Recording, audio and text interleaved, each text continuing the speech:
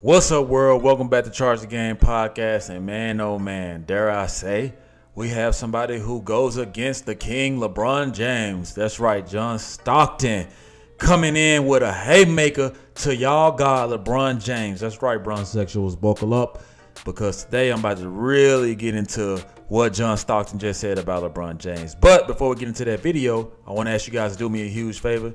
See that subscribe button at the bottom right of your screen. Go ahead and click that for me. If you're new to the channel and you stopping by and you like the content, please give this video a thumbs up in the end. And also, just hit the subscribe button. Thank you. So, y'all know, can't nobody say nothing bad about LeBron James, right? Especially a guy like me, right? I get all this hate mail from people who be like, oh, shut up, right? They think that I'm just a LeBron James hater, when I always tell y'all I'm a LeBron James truth teller. And think about this, y'all. What if the whole world just thought that LeBron James was perfect, right? How would you debate anything? You can't debate anything if you think that somebody's 100% perfect, right? Think about this. God, Lord Jesus Christ, was 100% perfect. And you still have people who are atheists. And you still have people who don't even believe in him. So how can you guys hold LeBron James so much higher than that? I mean, it's just crazy to me. But anyway, we're going to get into this because I always like when NBA players or NBA legends come out and speak their piece and they just real and raw with it, right? So this is from outquick.com from an article. It says John Stockton criticizes LeBron James' supposed involvement in front office decisions, right? And y'all know I made these videos saying that LeBron James likes to be passive aggressive. He likes to go and let the media do his job, right? He likes to act like he your friend, and the whole time he in the office telling him to get rid of your ass, right? So thank the Lord, right? Not LeBron. Thank the Lord that an NBA legend can come out and speak his piece in what's pretty much known by all these athletes, and they be so scared to talk about LeBron James as if they gonna get, you know, a spanking or something, right?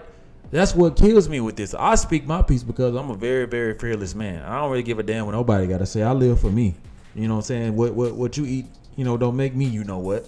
So anyway, let's break this down, right? It says it's widely known that LeBron James uses his influence to dictate front office decisions, right? According to NBA Hall of Famer John Stockton. That's not cool. Let me tell y'all why I agree with him, right? Clutch Sports is killing the league, right?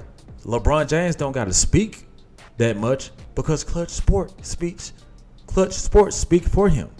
You know what I mean? Like, well, you got a whole NBA agency that is pretty much consuming the league because Adam Silver is a pussy. He don't really know how. Excuse me, I should never said that. Adam Silver doesn't really know how to rule with an iron fist, right? He want to be buddy with the powerful people because in his generation nowadays, people just want to be accepted. People want to feel like they have access to you. People want to feel like they know somebody, and they're scared to go against the grain like the old previous commissioners used to do.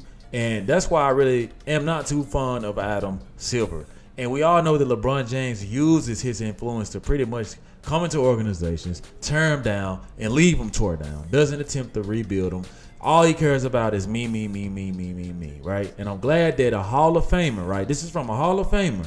I know what y'all gonna say. Y'all gonna try to pull this man resume up, and y'all gonna try to tear this man down because of his opinion on this. But let the man speak, right? Facts are facts, right? So it goes on to say, I don't know what it's like to sit in their front office and have things dictated to you like a plan. And it appears that LeBron is, right? So what he's saying is, like, how can you be an organization in a front office, build something without somebody, right? It's pretty much if you have a business, right? If you have any type of business and you let me, Chuck, right? I can come in there and tell you how to run your organization because I mean more good to you than you mean to yourself. I've never understood that, right? You got people who stood up to legends like Kobe. People told Michael Jordan no, but here come LeBron, crybaby LeBron. He can get his way with everything. I have a problem with that. I've always had a problem with that. From trading them kids, Lonzo and all that, to get AD. And I know what y'all gonna say. Oh, well, we got a ring out of it, and yeah, he ready to get rid of AD now. Y'all got a fake ass Sterling Silver ass ring, and now LeBron James ready to get rid of this man too. The only reason that AD has this 3-year extension is because Kyrie Irving is not coming. Other than that, AD would have been good and gone. Did the same thing to Westbrook. Did the same thing to Melo. Did the same thing to Dwayne Wade, and wouldn't even show up to this man Hall of Fame speech. So sad, right? It says, I don't know for sure that he is, but it appears so, Stockton said. I think it would be maddening as a teammate to know that you can be expendable for one of his guys that he thinks he needs to play with.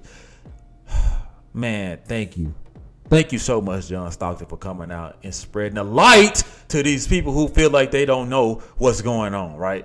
I just said how LeBron James will expose you and make you expendable and pretty much trade you off. That man will trade you off if his booty itch, bro. Straight up. Man need to scratch his ass. Man, I don't know, man. I think I want to get this person, man. Oh, I want an AD. Never mind, AD. You kind of getting boring to me. Oh, man, I want Russell Westbrook. Okay, y'all, Skip Bayless, Shannon Sharp. Let me make a call to Shannon Sharp and tell Shannon Sharp to drag this man on live TV and make the media make freaking clown videos of this guy and pretty much get him out of here, right? This is what LeBron James does to his own friends, right? Okay, D-Wade, let me team up with you and win a championship ring. Oh, by the way, your knee's bad. Never mind, man. Get him out of here. You trash to me now. What kind of teammate is that, right? But yet, y'all go around praising this man. Y'all praise this man as if he gives a damn about y'all. Let me tell y'all something. You can never have a person in your corner that is all about himself, right? And that does not have any type of core values. And I made a video about this saying that LeBron James is still a little man in a way, right? He's still a little kid. He's a very freakish big man, right? Thanks to PEDs. Okay, I shouldn't have said that, but y'all know that, LeBron James pretty much takes PEDs, whether you like it or not. That's just the truth. So, LeBron James, I made a video saying that LeBron James is still growing, right? This was a kid from Akron, Ohio, right? A lame ass kid. Y'all know LeBron James is pretty much a square ball. That's nothing new.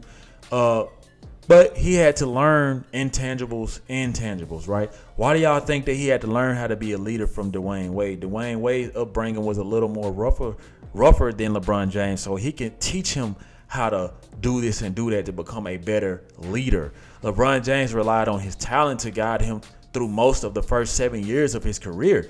He didn't start taking off until he got with Dwayne Wade, because Dwayne Wade taught him things that he thought he knew, but he did not. And that's why I'm telling y'all, like, LeBron James doesn't know how to have certain core values, because certain things have to be instilled in you from a youth. But if you the youth taking care of the house, or you the youth put into position to be in the NBA, drafted straight out of high school, become the greatest NBA player, second to Michael Jordan, then you learn things on the way. It's part of the game, right? You didn't have a chance to sit down and study a man because your father was absent. You didn't have a chance to learn like what you should do that's looked at as a man's perspective and the right thing to do and carry yourself as a man, because you just weren't taught, but you learning as you go. That's why you're friends with a guy who called you a bitch, because you don't know how to stand your ground and be assertive with the things that you should be, because you're still a kid at the end of the day.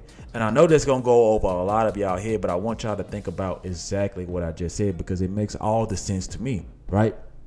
It goes on to say the iffiness it causes with the team, the iffiness that it causes upstairs. I don't like it. I'm not a fan of it. Me neither, John Stockton. You know why?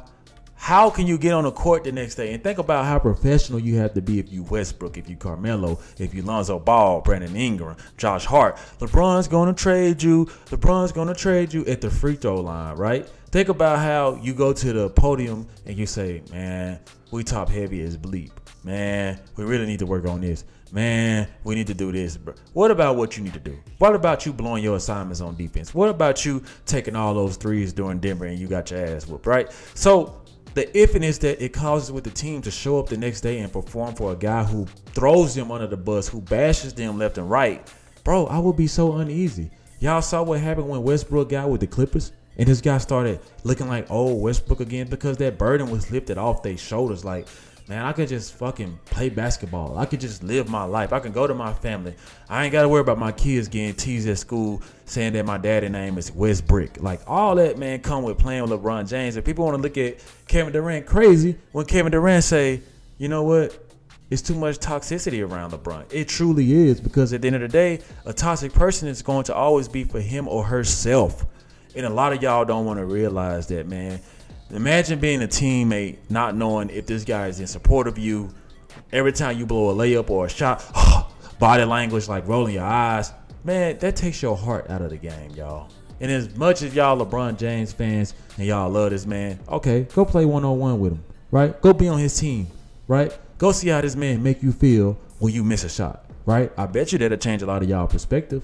And if you're any type of person that believe in standing up for people, you know what I mean, and like not a fan of people being mistreated, then I don't get why y'all think that this is left field for John Stockton to say. All this guy is saying is the truth, the ugly truth that a lot of people don't want to hear.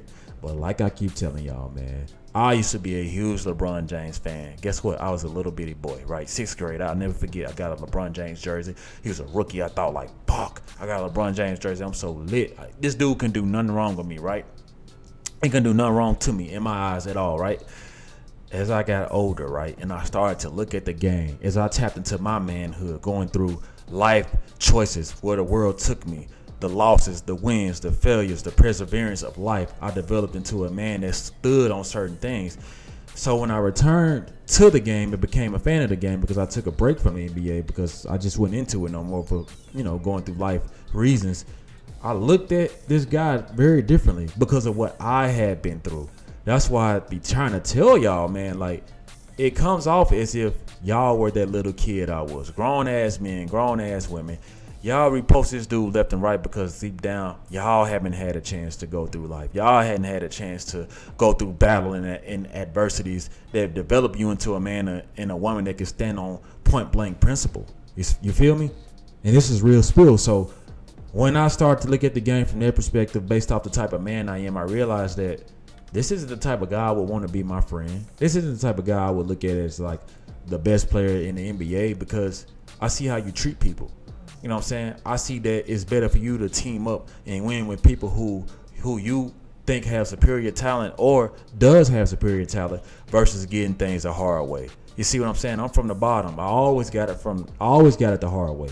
You know what I'm saying? This ain't no pity party. It's just me being honest. I always got it the hard way. So I will always respect a guy who will get it out the mud and be traditional, who don't make no excuses, who don't cry, who's just very thankful to have a top job in the whole world.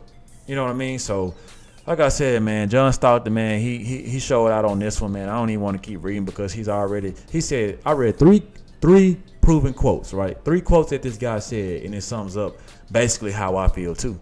So if you're a fan of John Stockton or LeBron James, y'all let me know how y'all feel in the comment section, right? Y'all let me know how y'all feel about LeBron and his iffiness on it. And also, let me know how you would feel if you were a teammate of LeBron's. I really want you guys to chime in on this one. And also send me future content or videos that you want me to react to or make videos about.